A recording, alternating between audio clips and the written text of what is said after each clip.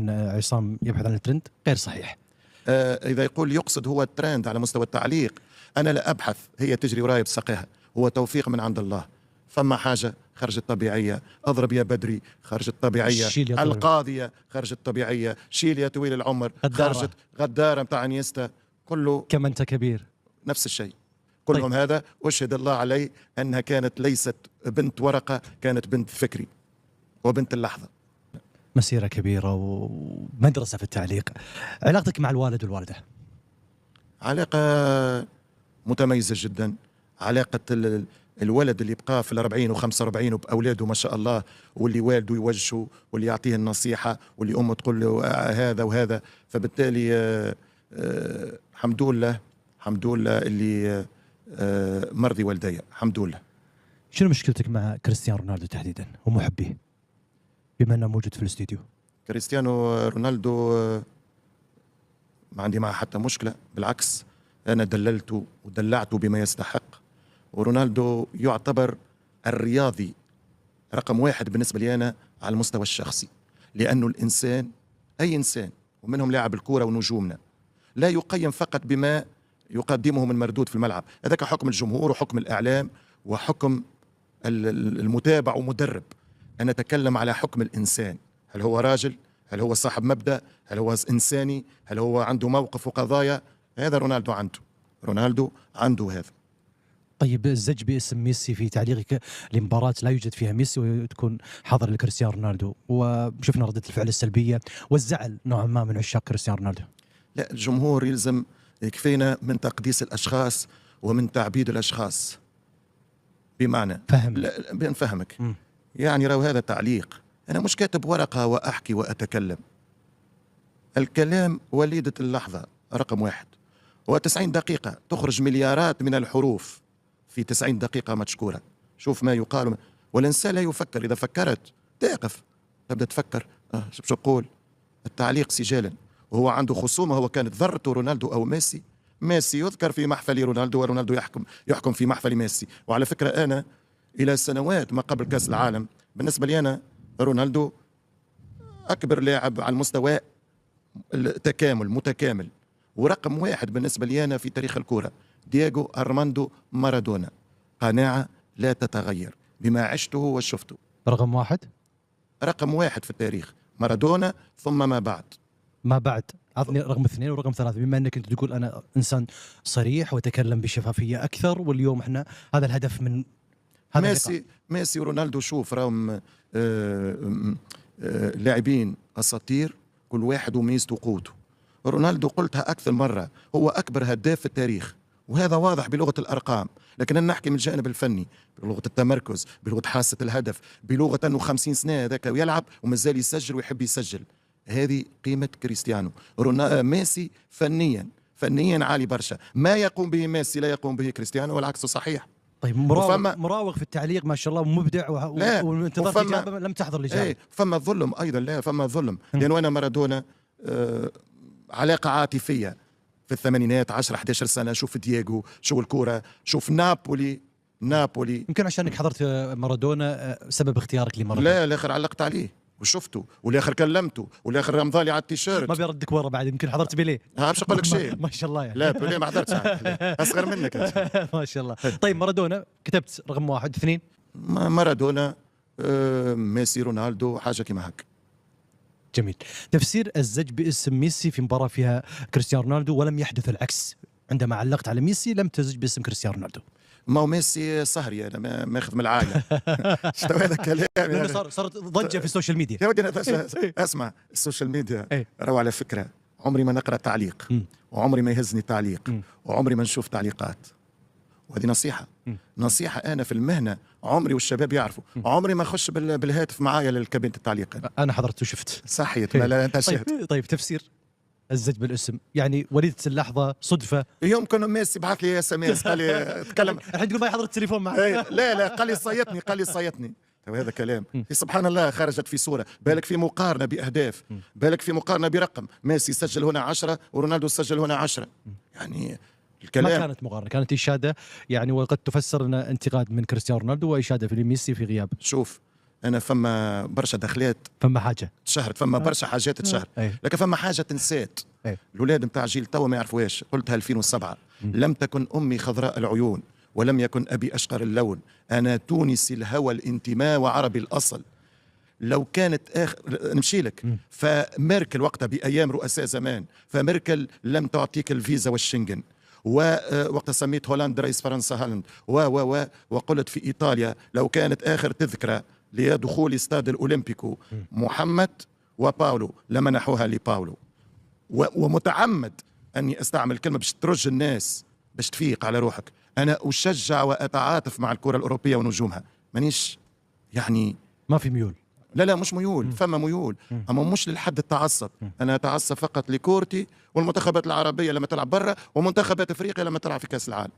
الباقي انا استمتع واتعلم من التجارب، وهذه دعوه. انا اشوف حتى اولادي متعصبين مثلا لبرشلونه، كلهم مشجعين برشلونه، كلهم برشلونه نعم. فبالتالي يعني قد يفسر ان الوالد برشلوني. لا الولد يوفنتينو يرحم. كان يقول عليها جوفنتوس، لأن لا تنطق الياء ولا نعرف الأصول تاع الإيطالية. لما تكتب ما جوفنتوس من أيام جوفنتوس ديل بييرو لا قبل أيام الثمانينات، بيتيغا وباولو روسي وبونياك وميشيل بلاتيني وتارديلي، كانت اليوفي الثمانينات. طيب اسمح لي قاطعتك، تقول أنت رسالة لأبنائك في مسألة التعصب؟ رسالة للشباب العربي كله، ابتعدوا عن التعصب. شوف الكورة يا أخي، هل سنكون ملوك أكثر من الملوك؟ يعني أنت تشوف العلاقة في الرياضة، ريال برشلونة ليفربول مانشستر، ناس تسلم على بعض وناس تحترم بعض وناس كذا، وإحنا سامحوني في الكلمة شتم وقذف وعرض من أجل من أجل كورة، ومن أجل شيء ما يهمكش تتفرج فيه. يعني تنتهي المباراة خلاص تحضر الروح الرياضية، الفايز مبروك والهارد لك والخاسر هارد لك. استمتع أنا بالكورة وتفرج في الكورة ونشوف علاش الناس وصلوا لهذا المستوى. والكورة راي كما قلت آلاف المرات، راو عندهم هما صناعة. احنا واكلين بعض على المباريات الى حد معناها السب والشتم. ناس علاقة اخرى يدخلوا منها في الاف المليارات، يشغلوا منها الاف الموظفين، يعملوا بها في ماركتينج وتسويق. الاقتصاد البرازيلي كأس العالم آخر مرة ربحوها 70 واللي بعدها 94. يقولون بلي حاضر أنه 24 سنة الاقتصاد البرازيلي نسبة النمو تضاعفت 5 مرات لما ربحوا كأس العالم. ما نقدرش أفسرها، أنا مانيش خبير اقتصادي، كيف؟ لا أدري، ما ندريش، ولكن هي صحيحة وسليمة. فبالتالي وضع آخر كرة، وضع آخر، مش كرة حتى في الشبكة والناس تهيص. تحب تسمع صوتك يعني بمباريات مسجلة؟ بصفة عامة لا، لأنه نخاف من الخطأ. سبحان الله، عندي هذه العقدة، نحب نكون مباراة نخرجها نظيفة، ما غير خطأ تاريخي، ما غير خطأ في الاسم، ما غير خطأ مثلا تاع معلومة. نخاف. تعرف بعض الأوقات فما أهداف صاروا تاريخيين ويخوني فيها الصوت يقع شوية، ما نعاودش نسمع الهدف. أحرص على أني أكون كامل الأوصاف، والكمال لله سبحانه وحده، معناها أنه المباراة تكون ناجحة من مجاميعه. حرصك ومخاوفك تقول سر تألقك؟ احترام الجمهور، محبة الجمهور. مرات كنت نتناقش مع الوالد يرحمه، يقول لي عصام باش تحافظ على روحك وتدوم تجربتك يلزم تعمل بلغة المدربين تورنوفر، الدوزي، تعمل دوزاج، يعني تعير، توازن وتعير. يعني مثلا ما تبداش مباراة بالحماس من الدقيقة الأولى 90، مثلا مباراة كما نقولوا احنا صف ثاني ما تعبش فيها نفسك لأنه عندك مباراة بكرة. فأنا كان دائما ردي وقتها، أنت عملت هكا سبحان الله، لو يكون مشاهد واحد يتفرج فيا لازم نعطيه من روحي ومن قلبي ومن عقلي، احتراما لي اللي يتفرج فيا. هل عصام يبحث عن إرضاء الجماهير؟ يبحث عن إرضاء نفسه، لأنه الشوالي يعلق في عالمه السحري. لذلك فما لقطات نبوح لك بيهم أول مرة الجمهور. لقطة بطلت تعليق في أحد أهداف ليونيل ميسي، شلت الكاسك، شلته حطيته فوق الطاولة، بعت الميكروفون أغلقته، طلعت من كابينة التعليق، بقيت 30 ثانية، شميت نفس ورجعت. جد عليكم معناها، هل تصورتم أني نبطل التعليق؟ كيف نبطل التعليق والعملاق هذا ما زال يلعب ليونيل ميسي واستكملت الواحد. فالمعلق الشوالي بالنسبة لي أنا أراه مسرحي، سينما، مثقف وأديب، سياسي، بعض الأوقات يكلمك على قضايا الأمة، ورياضي. وأنا في التعليق نعيش الروحي، نعيش العالم السحري، نعيش لحظة فرح في كرة القدم. تقدر تعيشنا هذا الشيء مرة ثانية؟ يعني ميسي موجود حاليا في الاستوديو في الصورة حاضرة، وانك تعلق مرة ثانية ونعيش الأجواء معاك ونشوف مرة. احنا تعودنا نسمع صوتك، نشوف ونسمع الحين مثلا خلاها حلم تفضل. بين زوز عمالقة باش ما يدخلوش الشوالي في مقارنات بين ميسي سأتخيل نهائي كأس العالم بين ميسي ورونالدو. تفضل. شكرا زميل مشاري. هذه هي مباراة القمة، لقاء الأساطير. عسى أن تكرهوا الشيء وهو خير لكم. لم يحققوها عند 20 في 40 سنة. نهائي الحلم، نهائي الأسطورة. اشهد يا زيدان، انظر يا مارادونا، مين روحك يا بيليه. ميسي رونالدو في نهائي القرن هنا في نيويورك 17 من جولاي 2026. ميسي رونالدو من تنافس على كرة الذهب. اليوم 13 بالون دور تذهب في أدراج الرياح إلى مهب الريح. اليوم كأس ذهبية هي الأغلى. المونديال البوغا والسير 7 في صراع من الأفضل. اليوم الكرة تحسمها، الكرة اليوم تختار. إني خيرتك فاختاري بين ميسي وكريستيانو. الله عليك. طيب، حلمت هذا الحلم؟ أكيد، أي أكيد. حلمت أنه يكون نهائي كأس عالم؟ أكيد، أي صح. ماذا تصف نفسك يعني بالشخصية الصريحة المثالية المتزنة، لو يعني قلنا وصف لعصام الشوالي وشخصيته؟ وعمره الإنسان ما يقدر هو يقيم روحه أو يوصف روحه. أنت والناس تشوفني تقيمني. طيب أسألك سؤال. أنا أمانا نحب نكون متزن، نحب نكون هذا، نحب نعيش وعشت الحمد لله. تحب تكون صريح؟ عيشة بسيطة. أكيد صريح، اللي يعرفوني صريح. ما شاء الله. كم رصيدك في البنك؟ رصيدي في البنك تقريب 350 مليون عربي وعربية يحبوني. يا سلام. صح. هو يعني القصد أن هذا التعليق يعني بيكون ثروة، خصوصا عصام الشوالي واحد من الأسماء الكبيرة في عالم التعليق. ثروة لا، ما هوش واحد رجال أعمال يعني ما هوش يبيع في أشياء، ولكن الحمد لله بما قسمه الله نحن ديما راضين ونحمدوه. أي ما شاء الله. احنا بعد نطق الخشب يعني عشان. قابلت شخصيات سياسية؟ أي قابلت. الأبرز؟ لا أبرز دخلنا في مشاكلك. طيب. لا، احترام للناس. لا، هو الكل يكثر خيرهم. الكل قابلتهم في حياتي، سواء في تونس أو المقابلات العامة مثلا اللي بتذكر منهم، أو خاصة في العالم العربي. أحتفظ بهذا لأنه أنا لا أتكلم على السياسيين، أتكلم رئيس أو أمير أو حتى أبناء ملوك. كانت في مقابلات خاصة. فبالتالي أمور تبقى سرية احتراما لهم، وأيضا احتفاظا نفسي. خلينا معناها أمور يعني خاصة. مقابلات يعني بناء على الميول الكروية وحبهم في تعليق عصام الشوالي وسماع عصام الشوالي والتاريخ المرتبط. أي صح. أنا 2008 مثلا تكريم هذا الوحيد نحكي عليه لأنه معروف جماهيريا وموجود في اليوتيوب. معناها بدعوة من الرئيس السابق الله يرحمه حسني مبارك، الرئيس المصري، بعد أفريقيا وبعد سونغ وزيدان وانتصار مصر في النهائي، تم توجيه الدعوة لي، تكريمي بوسام، وقدمت أهم شيء حفلة المنتخب المصري اللي كانت في استاد القاهرة. موجود بوتريكا وقتها، وجاء بوتريكا ما قعدش برشا، نصف ساعة الحفل وطلعوا على البوديوم والمنتخب المصري، وقدمتها باللهجة التونسية. فذكرى مهمة. رأيك في المعلقين اللي يبحثون عن إرضاء الجماهير على حساب المهنية؟ ما نحبش ندخل تحت السقف هذا، لأنه أنا أعتبر زميل، أنا نعتبر نفسي من العيب أن نتكلم في زميل.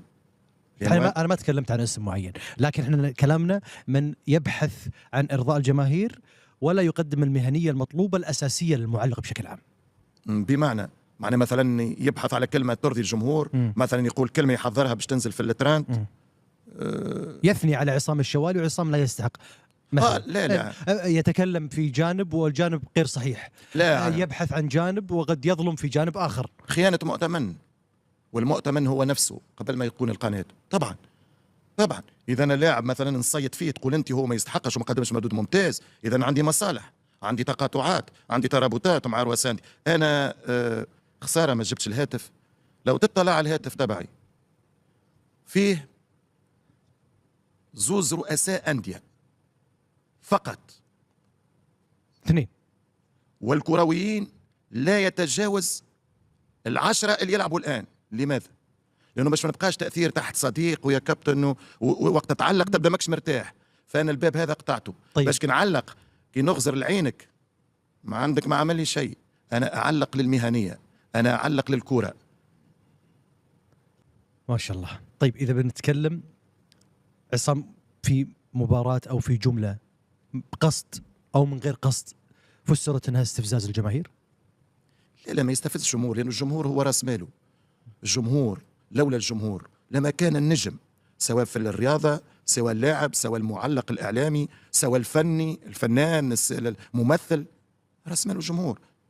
كيف واحد يهاجم جمهوره يهاجم راس ماله؟ لا، هو قد يكون جمهور منفصل ما بين جماهير المواجهات الكبيرة للمنتخبات أو الأندية الجماهيرية، على سبيل المثال برشلونة، ريال مدريد، مانشستر، ليفربول، سيتي، توتنهام، أرسنال، غير من الأندية الجماهيرية العربية. لا ولا دخل في إيطاليا، في ألمانيا، في فرنسا. أولا ولا دخلي فيهم. اثنين، أنا مجرد رأي، وهذه ثقافة لابد أن ترسخ في الوطن العربي، وهنا دور الإعلام. يا أخي اقبل رأيي. مثلا توا على الطاير عندي أصحاب في المغرب في مباراة السوبر الأوروبي غضبوا لما قلت أنا مثل الكرة الذهبية بين ديمبلي ويامال. عصام والله ما كانش العشم كما تقولوا انتم في الخليج. كيفاش أشرف حكيمي. أنا أعطيتك رأي كروي مبني على قراءة كواليس أكثر من أنها قراءة فنية. أوكي، وقراءة تاريخية.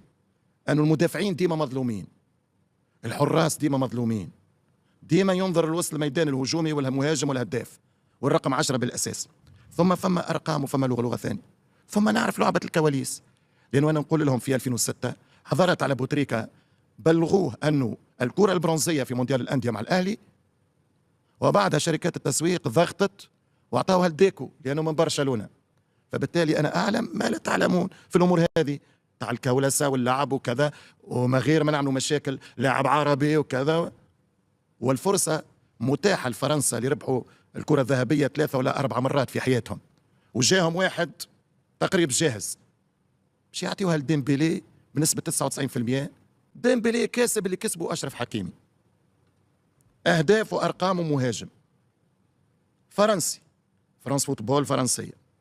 طيب المسيرة العظيمة لعصام الشوالي في التعليق، كيف انطلقت الشرارة؟ من وين تحديدا؟ من الصدفة، رب صدفة خير من 1000 ميعاد. أنا إنسان ندرس أدب فرنسي بعد الثانوية العامة في كلية الآداب بمنوب. تونس وقتها عملت قناة تلفزية خاصة بالشباب سماوها قناة 21 نسبة إلى القرن 21. عام 94 بدأت، وعام 95 في عيد الشباب السلطة عملت إذاعة الشباب. أنا قدمت في إذاعة الشباب، وقدمت في الصدفة في آخر يوم ساعتين قبل غلق قبول الملفات في مكتب الضبط. في شهر 8/9 نادولي للاختبار، 5500 شاب وشابة دخلوا الاختبار. إذاعة الشباب اللي أنا مدين لها حياتي كاملة وعمري من وفاها حقها في أنها منحتني الفرصة، وإن شاء الله نكون شرفتها بامتياز أخلاقا قبل عملا. ثم تقبلت 90 واحد تقبل في مختلف اختصاصات، تقديم أخبار، برامج الثقافة، برامج السياسة وبرامج الرياضة، وأنا دخلت رياضي. وأول مباراة علقت عليها كانت 7 أغسطس 97 تونس زامبيا دورة LG كاب. وبعدها يومين ثاني مباراة لي في التاريخ عملت فاينل تونس نيجيريا، ربحناهم 2-0، كسبنا الكاس من ثاني مباراة.